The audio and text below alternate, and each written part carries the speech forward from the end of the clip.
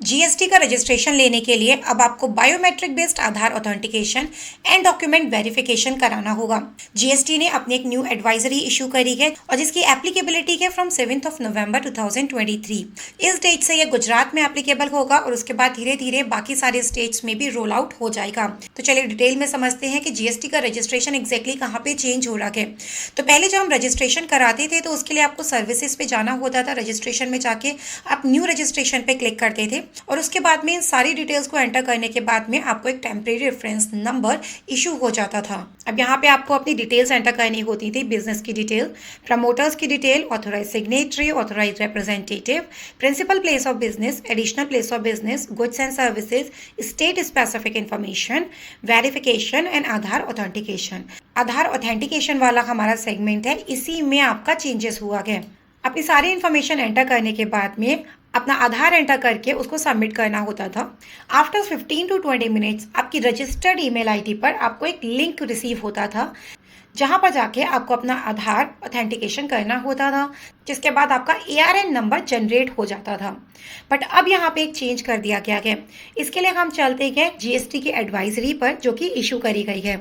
और इस एडवाइजरी के accordingly based on the data analysis and risk parameter for biometric based Aadhaar authentication and taking photograph of the applicant along with the verification of the original copy of the documents uploaded with the application. जिसका मतलब है risk parameters के basis पे और system की internal calculation के basis पे, अगर सिस्टम को रिस्क पैरामीटर्स ज्यादा लगते हैं तो आपको आधार ऑथेंटिकेशन वाली मेल रिसीव नहीं होगी, उसकी जगह दूसरी मेल रिसीव होगी। कौन सी, एक बार देखते हैं। तो यहाँ पर इन्होंने बोला जब आप REG 01 सबमिट करेंगे और सिस्टम को लगता है कि सिर्फ आधार ऑथेंटिकेशन से जेन्युइनिटी प्रूफ नहीं हो रही है, तो वो आपको OTP बेस्ड आधार ऑथेंटिकेशन का लिंक ना भेजकर एक लिंक भेजेंगे जहां पर आपका अपॉइंटमेंट दिया जाएगा। किस चीज के लिए? जीएसटी सुविधा केंद्र में जाके विजिट करने के लिए।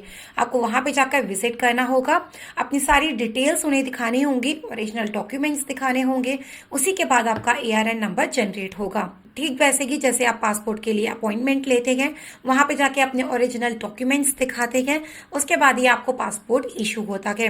अब यहाँ पे कौन कौन से डॉक्यूमेंट्स आपको लेके जाने हैं, तो एक कॉपी ले जानी है उस ईमेल की जिसकी आपको इंटीमेशन आई है। फिर उसके बाद में ज्यूरिसडिक्शन की डिटेल आपको देखनी है जो ईमेल में ही मेंशन होगी, आधार नंबर और उसके साथ में वो सारे ओरिजिनल डॉक्यूमेंट्स जो आपने अपने जीएसटी के रजिस्ट्रेशन के लिए अपलोड किए हुए हैं, और उसकी इंटीमेशन भी आपको ईमेल में दे दी जाती है। अब वहां पे जाके आपका बायोमेट्रिक ऑथेंटिकेशन होगा, डॉक्यूमेंट का वेरिफिकेशन होगा उन सारे इंडिविजुअल्स का जिनके लिए सिस्टम को लगता है कि उनका वेरिफिकेशन करना चाहिए। यहाँ पे एप्लीकेंट अपॉइंटमेंट चूज करेगा और जो भी उसे अपॉइंटमेंट डेट मिलेगी उसको एक बार वहां पे जाना होगा और अपना वेरिफिकेशन करवाना होगा। एज ऑफ नाउ अपॉइंटमेंट सिर्फ गुजरात स्टेट में अवेलेबल है और धीरे धीरे ये एक्सटेंड कर दिया जाएगा बाकी सारे स्टेट्स पर भी।